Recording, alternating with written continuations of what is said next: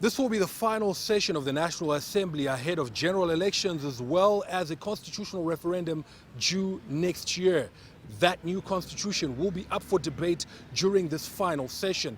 While opening parliament, the president was seized with the immediate challenges, and that is, amongst other things, a crippling power shortage that has hit Zambia. President Lungu announced a $4 billion joint hydropower project being undertaken between Zimbabwe and Zambia.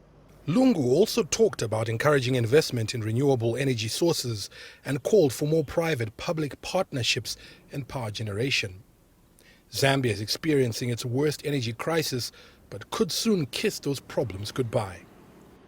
In line with the diversification agenda, government has begun to actively pursue alternative sources of energy, such as thermal, solar, wind, and biomass.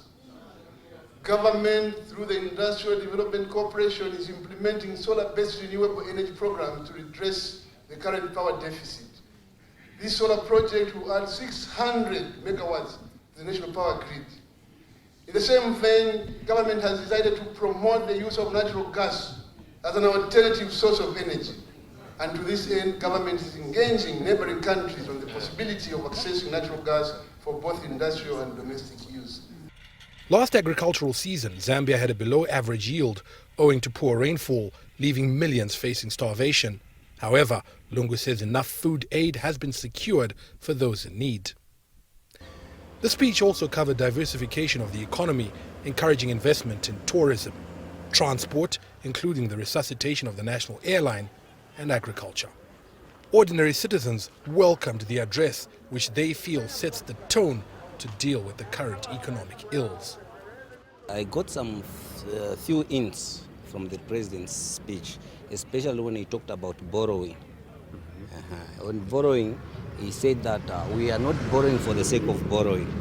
That money, he categorically said that that money is going to be put into whatever we need as Zambians, especially he mentioned of road infrastructure, the building of universities across the country. He tackled almost all the issues which is affecting the nation. It was a good one. Yeah.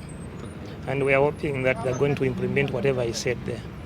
And the good part of it is he was even attaching the time frame. Well, President Lungu really tried to rally Zambians, trying to call on the patriotism and national pride to galvanize them to work together for national development, to change the way things are done, to improve this economy, to put it on a path to becoming a developed nation, which is the vision of the PF government by 2064. It's one of the most important things we should look at as Zambians. We've never been divided as Zambians, and I think he's just standing on the ground which has been already laid. So he's just maintaining that spirit of a Zambian. Farai Mwakutuya, CCTV, Lusaka, Zambia.